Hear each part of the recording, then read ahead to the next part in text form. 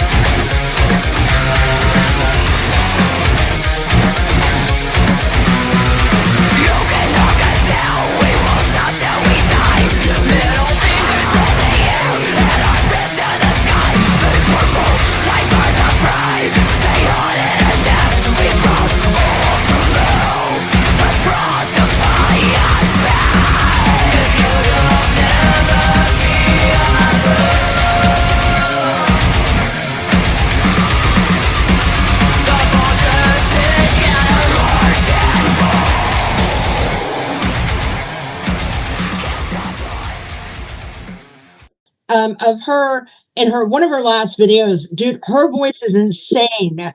How in the hell are you so like soft spoken and then you come out like you're 19 feet tall? That's insane. I get that a lot, actually. A lot of times, like when I come off stage, people think that I'm like, super aggressive, and I'm like, "Hi, would you like a hug?" And they're like, "Are you the same person? Are you sure?" No, I completely get that. How long have you been singing for? Gosh, I started singing when I was 3. I started doing vocal lessons and singing opera and stuff when I was about 13.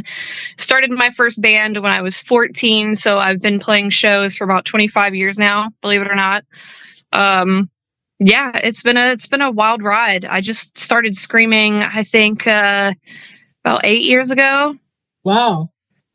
So, yeah, you are. Not only are you a screamer, but you've got a really great depth of both sides. Your clean is amazing.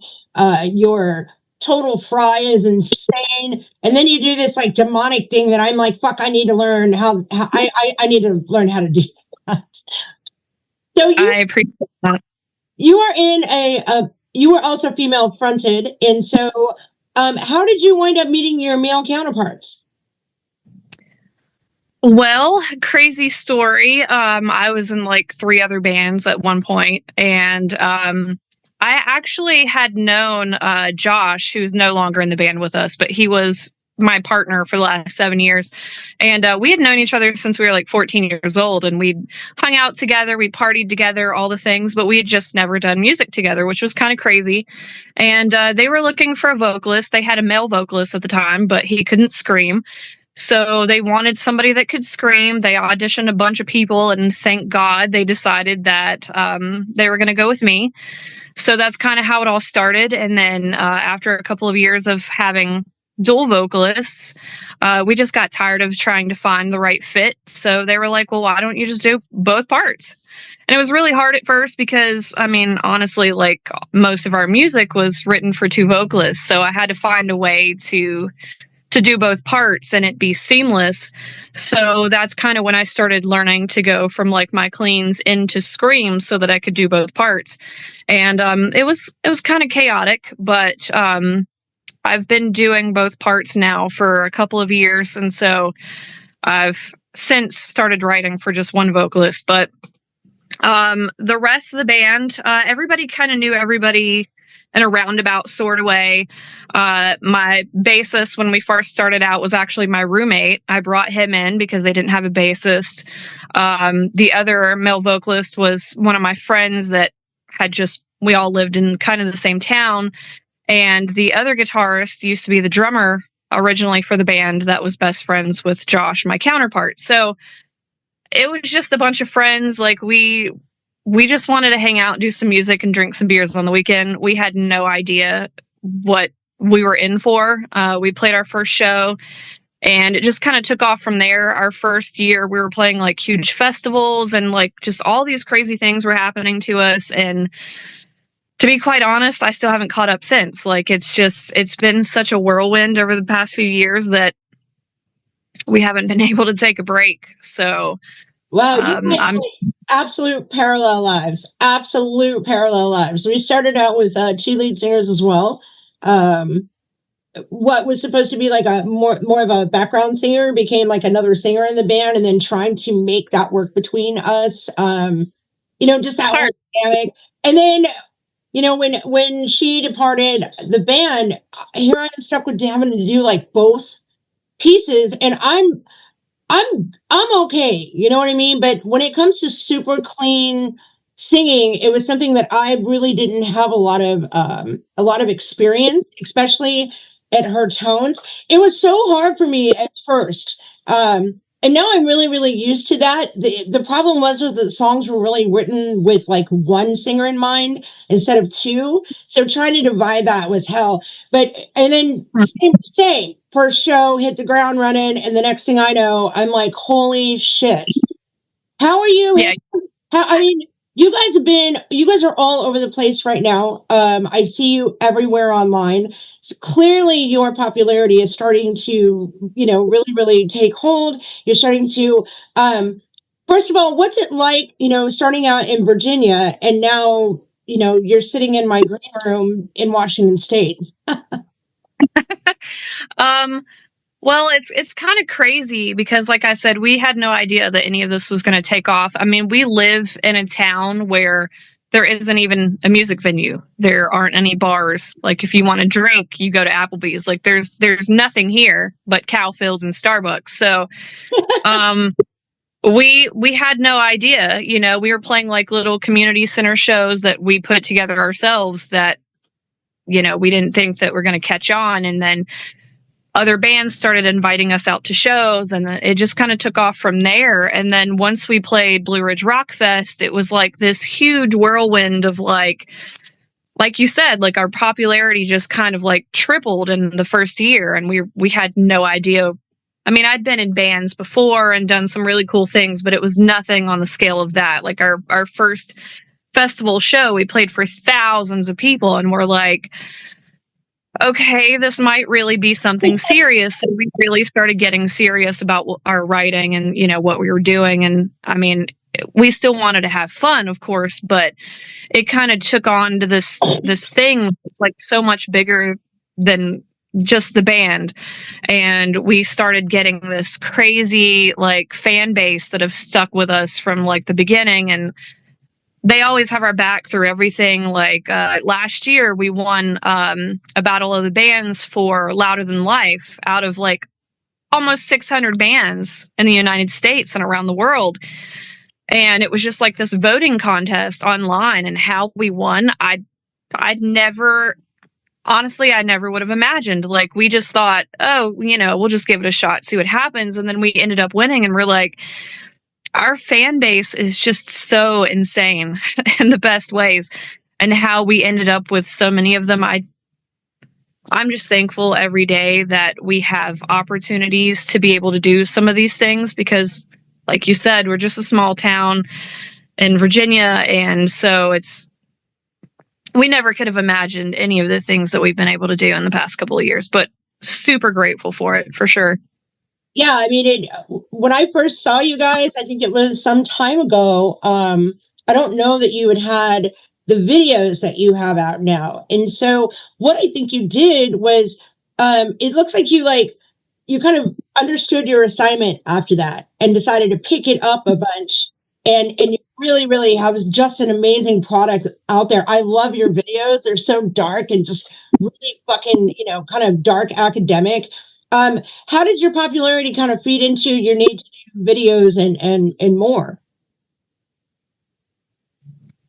It is kind of one of those things where, like, when you first start, you're doing it for you. You do it because you love the music. You do it because you love your band, like your family, all those things. And then it starts becoming in this thing where you're like, okay, we're doing this for our music scene. And then it comes this thing where you're like, we're doing it for the whole town. We're doing it for our fan base. We're doing it for all these people. And then once the popularity takes off, it's like, okay, now this thing has just become like this huge thing. It's such a bigger picture now. So when people start asking for these things, we're like, we still want to do it for us and we want to do it our way and how we like to do things and be true to ourselves. But at the same time, these people are doing so much for us too. And we want to give them things that they can have to themselves. And a lot of that is putting out music, putting out videos, taking ideas for things that people want for merch and all of these things. And then it just becomes this unit where you're like, we have to do things to make people happy as well. It's a 50-50, I think, in the music business between you, your fans, your band, and everybody in between. So how do you keep yourself, on that mental balance? Because that's a lot. It's a lot to take in. Trust me. I know exactly what you're talking about. I've won, 4 Washington State Independent Music Awards in my time and a few Battle of the Bands. We won a lot. And at the end of the day, I always, I've talked about this before, but like, I'll play a big show, like say at the Whiskey a Go-Go in Hollywood, and then I'll come home to dishes, Yeah.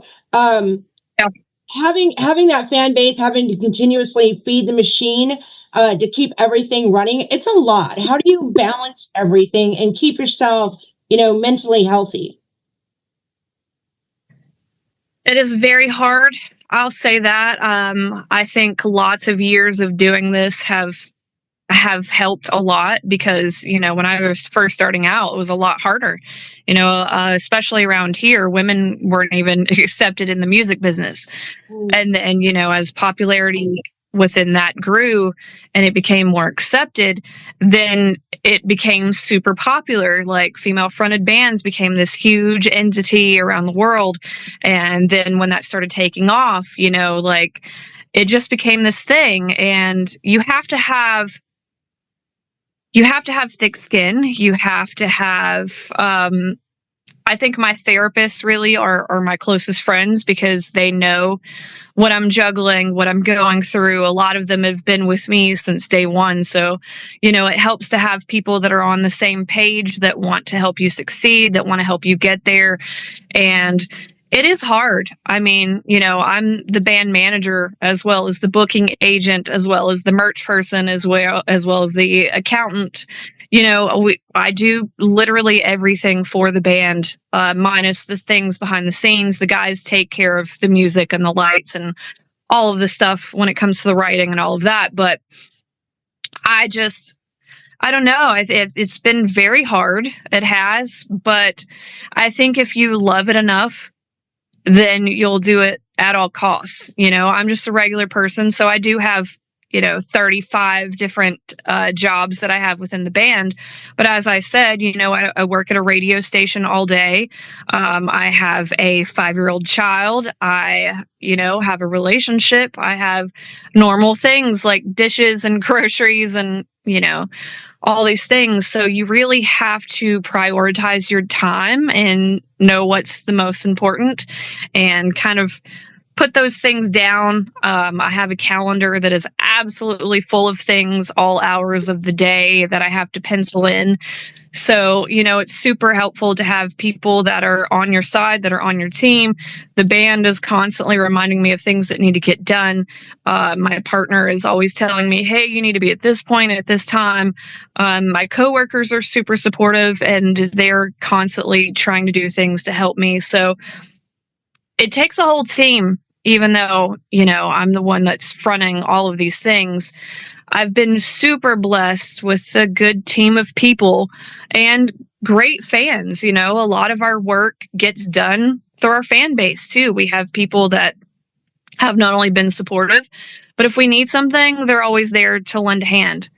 There have been shows that we didn't have a ride because our van blew up and people helped us with that. There's been times when we really needed stuff and people were right there. So even though I do a lot of the work, I can't take all the credit. I'm blessed with good people in my life. Yeah, we always say that it takes a whole tribe to raise a band, because it really does, man. Like it's not just load in. Like, we have people that will run down the stairs to help us load our stuff in. We're always asking a friend to watch our merch booth, because I do that. It's really hard to keep a merch person, especially in travel and people's lives. And so thank God. And thank God for them, because I'll tell you what, I would have lost my mind a long time ago. This is one of the things in band chat that I think is really, really important for people to hear, is that it's usually that one person. For your band, it's you, and for my band, it's me. Like, I do podcasting, I'm raising a kid, I got groceries, dishes, all that shit. And I still have to keep up with our schedule, keeping up with everybody else's schedules. It is a lot. Yeah. But you know what? Every single day, it's just like another notch on the heavy metal bedpost of like, fuck yeah, I did it. You know what I mean? It really does. It motivates you, to do stuff, a little bit more organized, a little more calculated, but it feels really good to get it the hell done and out of here. You know what I mean? until of course your drummer comes along. It's like, oh, did I forget to tell you? Tomorrow we have, something, you never know with schedules. So tell me a little bit more about your music. I know you say you're metalcore, but I mean, there's so much more to it. How else would you describe your music? Honestly, I think it's just a melting pot, to be honest. Our drummer, he came from a very eclectic background. He was a studio drummer. He's played all genres of music. He really is more into like death metal and very technical music. I like to call it mathcore, because the math doesn't math to me. I don't understand it. It's not for a singer, it's like there's 3 here and 5 here and 7 here and 2 here. There's no rhyme or reason. But I don't speak musician either. I really don't. Like, my two guitarists, they'll start talking and I'm literally like, what the absolute fuck did you just say right there? Because I don't get it. Like, we used to have this whole thing, me and when I did have another singer, that they said drop D so much that we made a drinking game out of it. So every time somebody said drop D, it was another shot. Trust me, I don't think we ever got through a practice about around that time. I get it. Yeah. We're just a melting pot, like I said. Like, the drummer, he's a robot, really. I mean, he can do anything that's given to him and then some. He's just crazy good. My newest guitarist that just became the lead guitarist, he's done tons of work for every genre of music. He's been on tour with like famous country musicians, all the way over to, he's played with some of the greats when it comes to metal. He's actually going to NAMM this week for Ibanez. Like, he's just insane. Our other guitarist, he grew up on the West Coast, and he's played at the Whiskey. He's done all the things. So he's like the papa of the band, but he's everything from like 90s alternative to deathcore. And then of course myself, like my favorite genre is actually the blues. So like my solo stuff is more like dark pop. I'm doing some like trap metal this year for my solo stuff. I love like early Pat Benatar and Stevie Nicks and 90s alternative music. I love new metal. Everything that you can think of, like Joan Jett was my idol growing up. So we're just a very eclectic group. So I think that even though it's called metalcore because the core is metal, if you really listen to what we're doing, especially the new stuff that we're getting ready to release, you can hear there's a little bit of jazz in there. There's some funk. There's some grunge. There's deathcore. There's metalcore. There's a little bit of everything. So I think that maybe that doesn't perfectly describe our genre, but it's an umbrella term, I guess, for what we do best. No, I mean, you guys are absolutely amazing together as a group. I mean, not only that, but I mean, you can feel their energy like through your videos. I think you guys as a group as a whole are just, y'all melt my face. They're so good. Welcome his late ass. Ladies and gentlemen, my co-host and guitarist, James Freeman. How's it go? Good. Sorry for being late. I had things in the way. Yeah, he's a good life. Yeah, lead guitarist, band janitor. Usually the one that's the early one, but yeah, not this time. That's what matters. You're here. So now that you've got your popularity, your mental, and a good grip of who the band is, where are you guys going to take this from? At this point. Well, as I said, we're kind of taking on a new chapter because over the past couple of years, we've gone through several member changes because, I mean, we're all kind of older. We're not in our 20s anymore. So, people have babies and they go into careers and, they get into life ventures that touring all the time is not feasible. So, we appreciate all the members that we've had in the band that have helped us get to this point, but the members that we have now are so deathly serious about what we're doing. And it's definitely, this is all people that have supported the band over the years or have been in the band. And I think that we have a really core group that are all on the same page. We're making music that we are super proud of. I think before it's all kind of been, I don't want to say settling, but when you're in a band, you have to do something that everybody is enjoying and that everybody can have a say in and all those things. But we finally have a group of people that I don't feel like we're settling anymore. I feel like we're all headed in the same direction and the puzzle pieces kind of fell into place where they were supposed to, and it took a couple of years. But, most bands don't make it overnight. A lot of these bands that are out now, you take bands like, I don't know, Sleep Token.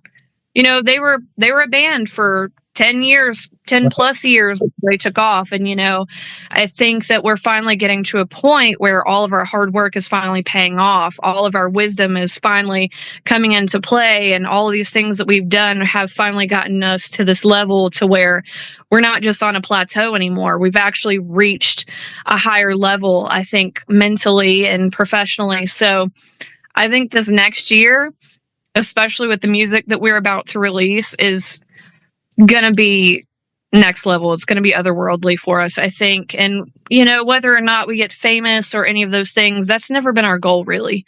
Being famous or making millions or like any of that stuff, you don't play music because those are the things that you want. Those are just things that happen to some people. More so, it's just being passionate about what you're doing. And I think that what we're writing now is what we can be more proud of than anything else that we've done. And to me, that's a win. So with all this energy that you're putting into the new music, can you talk a little bit about some of the new releases? Can you talk at all about any of the new releases, when those are going to drop, and what the difference is from your previous stuff to your more mature product? Absolutely. So we are actually getting ready to release a single. We're shooting the music video for it on February the 1st. So, of course, that takes a little bit of time for getting the editing done, getting the promo for it, getting all of that stuff. So I'd say it'll probably be about March or April, and we'll be dropping a new single. But once we've done that, we already have stuff waiting in the wings for the next 2 or 3 singles. So we'll have more to drop. Probably every 2 to 3 months, we'll have a new single and a new video for you guys. I think the reason why this has evolved so much is because, as I said, when I first came into this band, the music was already there.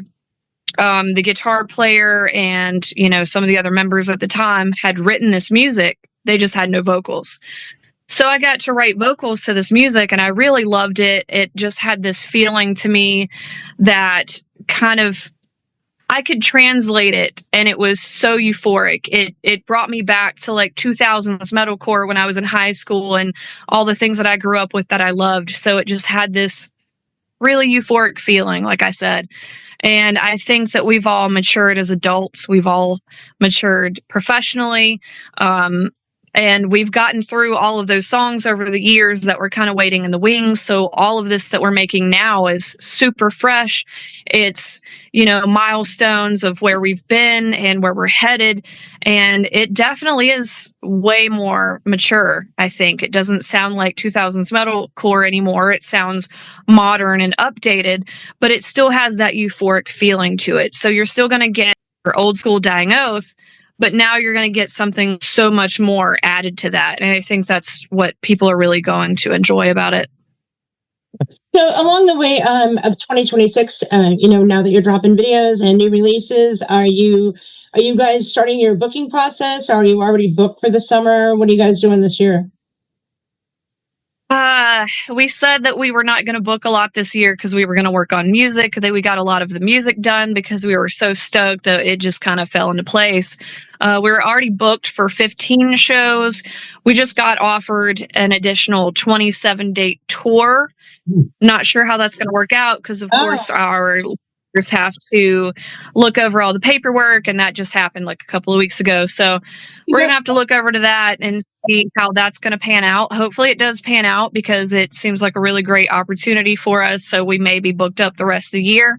If the tour doesn't pan out, like I said, we've got 15 dates, and we decided that we were only going to take dates that we felt really made sense for us, places that we haven't played, things of that nature, just stuff that are going to push us ahead and not oversaturating and not overdoing it with places that we've already been. So either way, we're going to be super busy. We're starting February the 13th with our first show, and we have shows all the way until July. So nice. Well, congratulations on the Hopeful tour. I know that that's really exciting. But I love your attitude towards it because you never know. We've been offered a lot of shows. Like we were on our way. I agree with you, though. It's like you don't want to oversaturate. You need to play the places that you're not seeing and help build your audience. Playing the same places over and over. It's just a huge mistake that I think 90% of fans make. So I get it. When you're rolling and stuff, it's really hard. Like I said, we were on our way to Sturgis one year and got a call the day before we left that we were no longer going to be playing that. And you just have to roll with the punches around about that time. So I love your attitude where you're like, well, if we're not touring, we've got other stuff to do. You know what I mean? Well, it sounds like I get with the music and stuff. It's grueling when you're out there doing shows and so forth. It has to make sense. So I get where you're coming from. Doing a lot of shows is great, but if they have to make sense. So. Yeah, absolutely. I think when we first started out, this has been 7 years ago. So we were ready and raring to go. We would play any show that was offered. We would play anywhere. It didn't matter where it was. If you offered us a show, we were trying to build our fan base and try to get our name out there. And then I think slowly but surely, especially after like playing big festivals and stuff like that, you realize that you should prioritize what is really going to be not only best for your fan base, but what's really going to be best for your band. If you are just completely burning your band out, that's the worst decision that you can make. And if you are burning your fans out with oversaturating, that's the second worst decision that you can make. So we've through trial and error, we've realized what what we can do, what we should do, and what we should not do. So now we're really being adults about it and making the best decisions that we can for everybody involved, especially our crew. Nice. Yeah, I absolutely love your attitude towards, you've got a really great understanding of how this business works, because technically it is a business, whether you want to treat it that way or don't. And a lot of people don't. And even though you're still having that good time, you know what I mean? You're still doing what you love. When it comes down to the booking and your time, that's money. Time and money. It's not just money, but like she made a good point about burnout. That's it. It doesn't. Yeah, God, it doesn't. It doesn't take a whole lot of shows to get there. And the balancing act of personal life versus being on the road. It's a hard thing to do, and no matter how much you prepare for it, something always kind of doesn't go right. So. Oh yeah, for sure. And that's the thing about it, is like, you never really know what's going to happen. Not to mention, like, if you book up all of your books the first month of the year, some really great opportunity could come, and then you have the decision to make. Well, we've already got the same date booked. Should we take this date? Should we take this date? And we don't like overbooking. We don't like turning people down. We don't like saying no. But, things like that happen. Right. They do. And you have to realize that, like, if you're driving from here to California for one show, probably not the best decision, so you do what feels right. And I think after being a band for so long, we've finally gotten to a point where we know exactly what is best for us. Oh, that makes sense. Yeah, you guys seem to work, really well as a team, and We try. Well, I mean, it's a lot of work on your plate, but also theirs as well, because it's a juggling act between the two of you, and it sounds like you guys got a really great sense of team there. So you guys are amazing.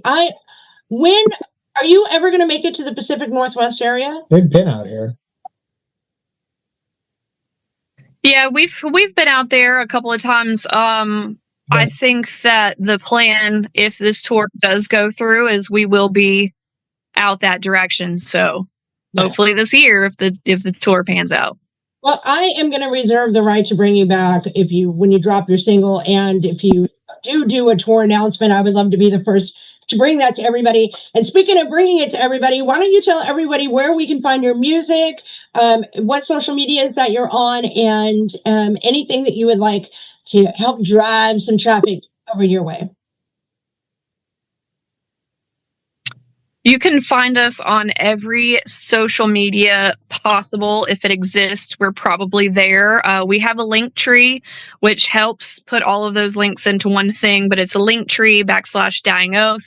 You can find us there. We also have a website which lists all of our socials. That's dyingoathband.com. We are, of course, on the Faceplace and TikTok and Spotify, Apple, YouTube Music. You can find us everywhere. Just go check us out. But we do want to tell everybody thank you, of course, for doing that, for watching this, and for just hanging out with us as a band. We appreciate it. So for those of that aren't able to get to one of your shows, how do we get your merch? We actually have a merch store that's on our link tree as well. Or if you hit up the band page, we can hook you up that way as well. I actually prefer that because it's less shipping if you go directly through us instead of going to the merch store. Everybody has to have a merch store. It's just a necessary evil. But if you message us, of course, you'll talk directly to me, and we can get the shipping costs, of course, down. Plus, you can also talk to me, and we do merch packages if you talk directly to us. So. Very nice. So, guys, I'm going to go ahead and get that link tree. I'm going to put it in the description below. I want you guys to go like, follow, share, subscribe. Go get their merch. Go get your face melted. These guys are amazing. You're also on YouTube. Is that correct? We absolutely are. Yes. Okay. So, yeah, I'm going to link their YouTube channel down in the description as well. I want you guys to go over and subscribe, like, comment. It really, really helps their algorithm out when you go and actually interact with the band. And I am so damn glad that you took the time out today to meet with me. We only got a few minutes left, but I wanted to ask, what good advice would you give someone who would who would love to be in your position, but maybe not have the courage to take that first step? There's so much I would want to say to those people. First off, never give up on something that you love, because closed mouths don't get fed. Like, if there's something that you really want to do in life, there's nobody out there that can stop you but you. So the main thing is being persistent. No matter how bad it is when you start out, no matter what obstacles come, no matter how many people are against you, it doesn't matter. If you love something that much, you should always go for it. You should put 110% into it, and you should never give up at all costs. So if you Very also good had some advice of the one thing not to do as a band, what would you say? Don't be an asshole. I think the thing is, people can love your music all day long, but if you treat people like crap, nobody's going to care about your music. They're going to care about your personality. And I think the reason why we've been so popular is not because of our music. There's a lot of bands out there that are way better than us on the scale, but I think the fact that we interact with our fans, and because we actually do care about people and we want the best for people, and we try to make them a part of these things that we're doing, and we show love to the people that show love to us. I think that's the most important thing, is building family with the people that are supporting you. And just don't be a jerk. It's not hard to be kind. Love one another. Right. I tell people, you got 365 days to be an asshole. Take the fucking day off. Well, not only that, but with, social media and word of mouth is still everything, and all it takes is one shit attitude and it's going to spread like wildfire everywhere, especially if you got some kind of a fan base, I've watched it happen with people like Sebastian Bach and whatnot. I shouldn't be doing name drops, but, you do one bad thing or say something crappy to a person that's out in the audience, it's the worst PR ever. They used to say any PR is good PR, but I'm like with you, I disagree, because I feel like you can lose fans really quick if you do the wrong thing. It used to be back that way in the 90s. Nobody cared. Everybody was an asshole. But like nowadays, like you only need good PR, I promise you, because cancel culture is a real thing. Yes, and there's two things that I can't stand about bands. And one is that they're assholes, like I said. And the second thing is people being fake. Like, just be yourself. There's too many fake people in the world. Just be yourself, because who you are is exactly who you're supposed to be. Like, just be kind to people and be good to yourself. Like, it's not hard.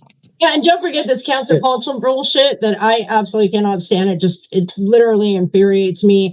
I always look at it this way: like, you can't cancel something you ain't subscribed to. You know what I mean? So, like, when it comes to all of that cancel culture bullshit has got to go. There's no room for it. There's no room for it in the music community, but it is there. Yeah, it's something you got to be careful about. Yeah, it's ugly, but that's that. I mean, I think. Go ahead. I think honestly, like, my mom always said when I was growing up, people are going to hate you no matter what. It doesn't matter if you're the best in the world, if you're the nicest, if you're the prettiest in the world. Doesn't matter. There's going to be people that hate you no matter what. So you might as well do what you love and be true to yourself. Like, that's all you got to do. But with the cancel culture, I agree to some degree. I think that we need to cancel people that are hurting other people. If you are hurting other people in some way, physically, in other ways, that's got to go. You need to get out. There's no room for you here. But other than that, like, if you just said something stupid or you acted stupid, I mean, that's on you, bro. It shouldn't be like everybody's business. That sort of cancel culture is stupid. We should have left that back in the early 2000s. But I say, as long as you're not hurting anybody, who cares?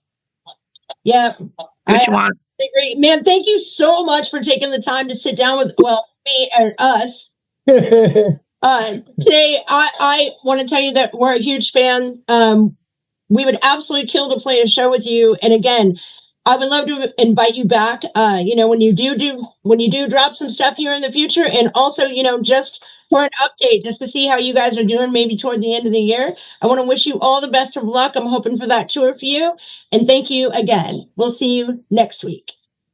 Well, I appreciate you guys. I'm a huge fan of yours as well. Let's play a show soon. All the love. Thanks for having me on. Tonight's episode of Band Chat was abso-fucking-lutely fire! Guys, if you ever want to know exactly how to present your band in an interview, this is the route you need to choose. You need to understand your band, understand where you came from, where you're going, and just be able to speak it out. And MJ fucking nailed the assignment. Absolutely amazing. Guys, we are not done here. Next week on Band Chat, we are bringing you a whole nother band. We are bringing you Strange Like Me from New York City, according to their website, guys. If you have not heard them yet, you are seriously missing out, and we can't wait to bring them to you next week.